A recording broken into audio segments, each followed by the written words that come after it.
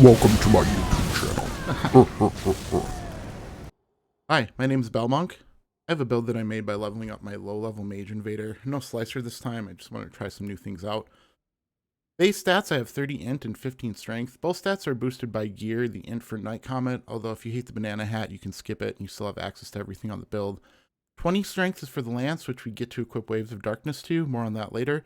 The hybrid stats give the build a ton of diversity. Keeping your game plan open and having a variety of situational tools makes invasions more fun, more interesting, and more winnable.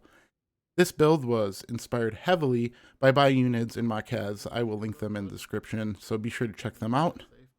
So first of all, every build needs to have a cannon opener. A lot of noobs like to hide behind their shield without rolling, so it's really helpful to have a high guard break weapon like the Grave Scythe. Oh, game over, I won. I guess you waited a little too long there, didn't you, buddy? Of course, we want to have some range tools as well. Cannon may not have been the best in this situation, but I wanted to kill them, not just knock them off the ladder. It's also an area nuke and a really excellent way to pressure groups, but they ended up falling off, so it didn't really matter anyway. Of course, you want to have a parry tool. You also need to have efficient turn and burn and Hyperarmor tools. This one was satisfying as I utterly hate Elden stars, and this person was spamming it over and over. If you cast it at an invader, Miyazaki will uninstall your game shortly. You're dead. Sometimes you come across a mindless gank in the Church of Manus Celis, and anyone who wants to win a lot of invasions needs to know when and how to run away. This is an ultra mean spamming gank with Frenzied Burst, Moonveil, and several other Kevin loadouts.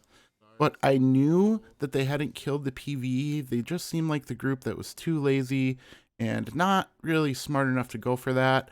So that's another good lesson.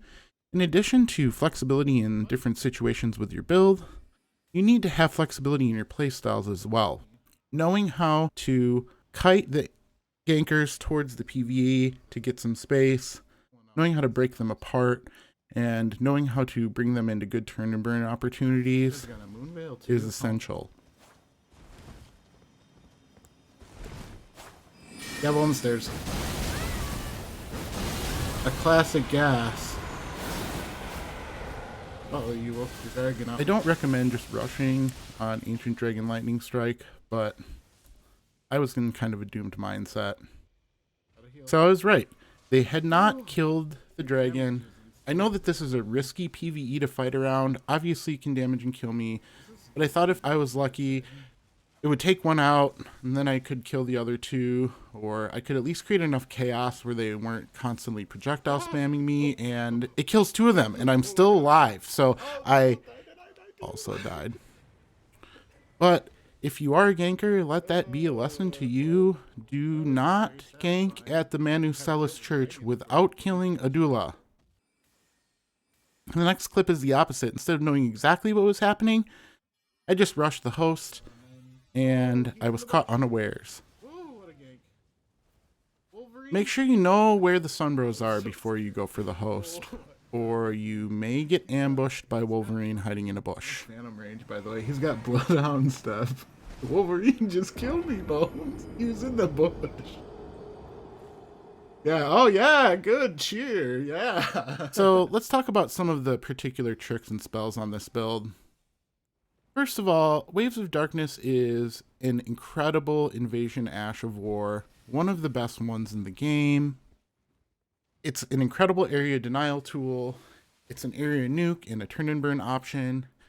As a battle mage, I try to load out with several ways to have quick Hyperarmor startups, particularly Waves of Darkness and Gavel of Hyma. But one of the best ways to use Waves of Darkness is around a corner against a thirsty gank.